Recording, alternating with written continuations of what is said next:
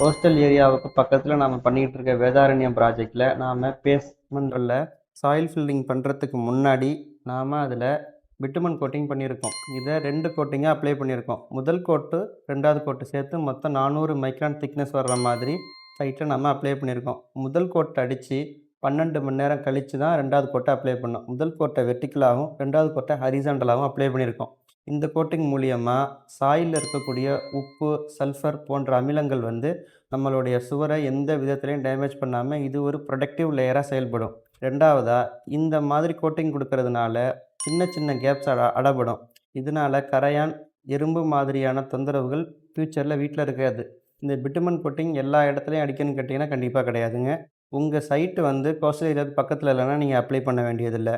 அதிகமான தண்ணி ஏறக்கூடிய இடமா இல்லாமல் இருந்ததுன்னா, அதாவது மேட்டுப்பாங்கான பகுதிகளுக்கு இது அப்ளை பண்ண தேவையில்லைங்க. சரிங்க, இது வரைக்கும் நம்ம பார்த்தது வேதாரண்யம் ப்ராஜெக்டோட 14வது அப்டேட்டை பற்றி. இது மாதிரி மேலும் பல பயனுள்ள தகவல்களுக்கு உங்கள் கேஎஸ் பில்டர்ஸோட தொடர்ந்து இணைஞ்சிருங்க. நன்றி.